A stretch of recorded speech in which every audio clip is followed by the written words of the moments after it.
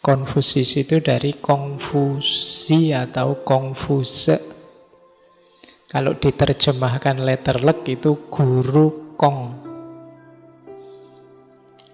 Beliau panggilannya Kongzi.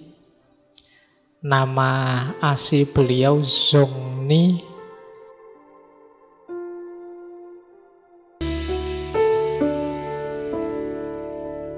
Assalamualaikum warahmatullahi wabarakatuh. Konfusius ini sebenarnya nama yang dilatinkan.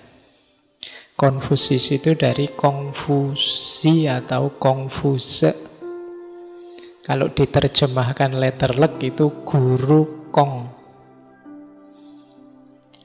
Beliau panggilannya Kongzi. Nama asli beliau Zongni, ayah beliau namanya Konghi. Jadi Kong ini nama keluarga. Nama aslinya Zongni. Jadi Kong Zongni dipanggil ringkes Kongzi. Nanti jadi guru dipanggil guru Kong, Kongfuzi. Ketemu lidahnya orang barat jadi Konfusius. Nah, saya tidak tahu kalau ketemu lidahnya orang Indonesia jadi apa. Apalagi lidahnya orang Jawa ya kadang.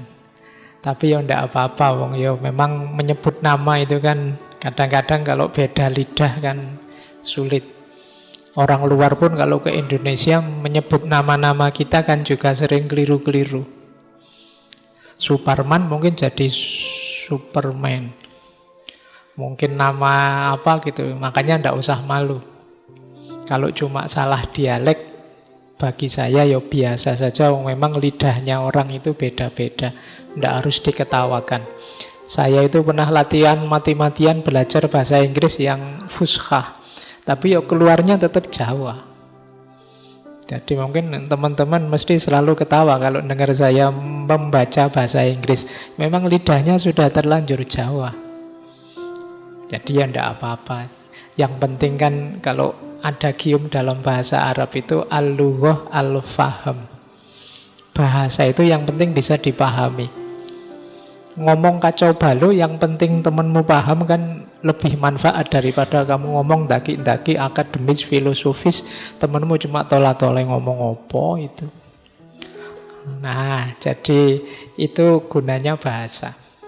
Baik. Malam hari ini kita akan belajar tentang tokoh ini. Mungkin pengantarnya tidak sepanjang minggu lalu ketika kita membahas Montaigne, karena sudah pernah kita bahas. Beliau ini kelahiran 551 sebelum Masehi. Berarti abad ke-5, abad ke-6 sebelum Masehi. Ini era yang sejaman dengan Sokrates dan kawan-kawan. Jadi di Yunani sedang mantep-mantepnya filsafat berkembang. Di Tiongkok muncul Konfusius dengan filsafat-filsafatnya yang luar biasa. Nah, ya kalau di dalam agama Konghucu, Konfusius ini salah satu bahasanya nabi. Jadi salah satu utusan. Baik, cuma kita malam hari ini membahasnya tidak sebagai agama tapi sebagai filsafat. Karena memang gagasan-gagasan beliau termasuk yang punya pengaruh besar dalam tradisi filsafat. Beliau ini beliau sebenarnya seorang anak yang dirindukan sekali oleh orang tuanya. Ayah beliau ini, Pak Konghi ini, mimpi pingin punya anak laki-laki.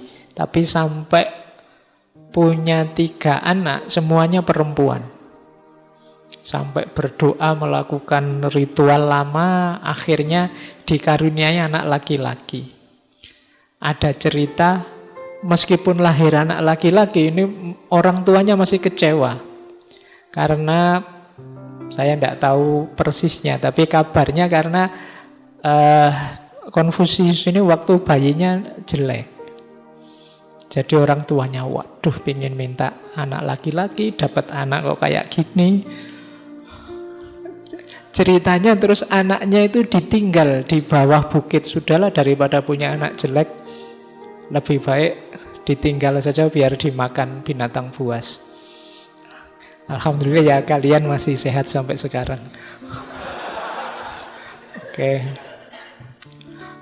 Nah, jadi dia ditinggal. Ceritanya setelah beberapa hari ibunya kembali, ingin, ya kalau anakku sudah dimakan binatang buas, paling tidak nanti jenazahnya bisa dibawa pulang terus Nah, tapi begitulah di sana dia melihat, oh ini masih sehat ternyata anak ini, dan ceritanya yang mengasuh harimau.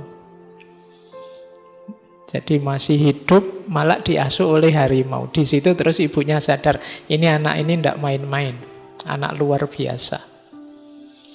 Akhirnya dibawa pulang lagi. Dan nanti besarnya jadi seorang Konfusius. Berarti untuk jadi orang besar yang luar biasa, tidak ada syarat ganteng. Bersyukurlah kalian ya. Oke, baik. Kita mulai ya, cerita-cerita yang lain banyak tentang beliau. Cuma malam hari ini biar pengantarnya tidak terlalu panjang seperti minggu lalu. Wong ini sudah kita bahas. Saya khawatirnya ngulang-ulang. Jadi langsung saja saya akan fokus pada tema kita malam hari ini, persahabatan. Jadi malam hari ini kita mengikuti anjurannya hadis utlubul ilma walau bisin. Jadi carilah ilmu meskipun sampai ke negeri Cina, sampai ke Tiongkok. Nah, kita belajar beneran sekarang tentang filsafat Tiongkok. Meskipun hadis ini secara sanad banyak yang meragukan, dianggap dhaif, tapi secara makna ya menurut saya masuk saja, karena mencari ilmu itu kewajiban kita dari manapun tentang apapun. Ini kan yang jadi moto kita di ngaji filsafat ini. Baik, saya mulai, bismillah, langsung ke materi-materi pokoknya. Saya awali dari sini. Ini menurut saya menarik. Saya tidak tahu mengulang apa tidak ini, tapi mungkin mengingatkan kita. Proses hidup beliau menurut cerita beliau sendiri. Jadi kata beliau begini, pada umur 15 tahun, aku siapkan hatiku untuk belajar. Jadi 15 tahun itu sudah mulai siap belajar yang serius, tidak lagi belajar yang dasar-dasar. Pada usia 30 tahun, aku merasa diriku sudah mapan. Nah, jadi mungkin ini urusan spiritual ya, urusan kemapanan batinnya. Jadi 30 tahun itu sudah established, tidak lagi labil ke sana kemari, tidak jelas. Jadi 30 tahun itu mapan. 40 tahun aku tidak punya keraguan lagi dalam diriku. Ini kalau Nabi Muhammad sudah dapat wahyu 40 tahun. Jadi orang kalau sudah 40 tahun itu biasanya ya sudah sulit belok-belok lagi. Kalau jahat sampai 40 tahun itu membereskannya sudah sulit, sudah mengakar. Jadi 40 tahun itu era orang mantap. 30 tahun mapan, 40 tahun mantap. 15 tahun start jadi orang dewasa, siap-siap. Nah, saya tidak tahu kalian sudah sampai titik mana. Semoga nanti pas 30 sudah mapan. Iya. Atau ada yang sudah 30 belum mapan, ya tidak apa-apa. Yang penting 40-nya nanti mantap. Iya. Kalau belum mantap ya anggap saja belum, Pak. Saya usia fisiknya 40 tapi usia spiritualnya belum, tidak apa-apa. Bisa. Nah, jadi 40 mantap. 50 itu bahasanya Konfusius, aku tahu wasiat surga. Kalau ini sudah lebih masuk lagi, tahu wasiat surga itu ya sudah spiritualitasnya tinggi. Dan 10 tahun kemudian aku siap mendengar itu. Oh, ini kalau bahasa agama mungkin jiwa tawakalnya sudah memuncak. Hidupnya sudah lillahi ta'ala saja. Sampai umur 70 tahun aku bisa mengikuti keinginan hatiku tanpa harus mendahului kebenaran.